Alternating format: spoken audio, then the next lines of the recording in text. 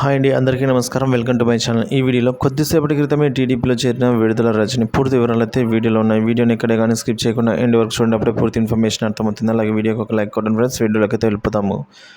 ఆంధ్రప్రదేశ్ రాష్ట్రంలో జగన్మోహన్ రెడ్డి పార్టీ ఓడిపోయిన తర్వాత చాలా కీలకమైన పరిణామాలు చోటు చేసుకున్నాయి.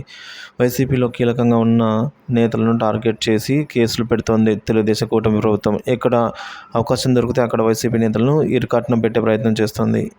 అయితే ఇలాంటి నేపథ్యంలో ఏపీ రాజకీయాల్లో మరోసారి జూనియర్ ఎన్టీఆర్ తెరపైకి వచ్చాడు. ఆంధ్రప్రదేశ్ మాజీ మంత్రి విడుదల రజని జూనియర్ ఎన్టీఆర్ను కలిసినప్పుడు సోషల్ మీడియాలో వార్తలు వస్తున్నాయి.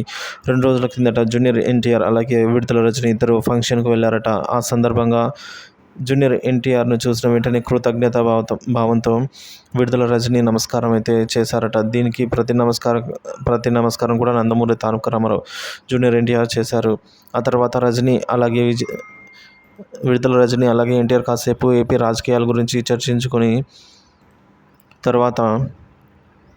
చర్చించుకున్నారంట. దీంతో ఇది ఇప్పుడు హాట్ టాపిక్గా మారింది. 2 తెలుగు రాష్ట్రాల్లో హాట్ టాపిక్గా అయిందండి ఇది ఇలా ఉండగా తెలుగుదేశం పార్టీలో తన రాజకీయ జీవితాన్ని మాజీ మంత్రి విడుదల రజని ప్రారంభించారు. 2014 సంవత్సరంలోనే జరిగిన ఎన్నికల్లో టీడీపీలోనే ఉన్నారండి విడుదల రజని గారు. అసెంబ్లీలో టికెట్ దక్కకపోవడంతో జగన్మోహన్ రెడ్డి పక్షంలో వైసీపీ పార్టీలో చేరారు. ఇక 2019 ఎన్నికల్లో వైసీపీ పార్టీ తరఫున టికెట్ దక్కించుకొని విజయం కూడా సాధించారు. ఈ తరుణంలో 2వ విడత కేబినెట్ విస్తరణలో రజనీకి ఆరోగ్య శాఖ మంత్రి పదవి కూడా వచ్చింది. చిలకలూరిపేట ఎమ్మెల్యేగా 2019 ఎన్నికల్లో రజనీ గారు విజయం సాధించిన సంగతి తెలిసిందే. అయితే మొన్నటి ఎన్నికల్లో చిలకలూరిపేట నుంచి కాకుండా గుంటూరు వెస్ట్ నుంచి పోటీ చేసి ఓడిపోయారండి రజనీ గారు.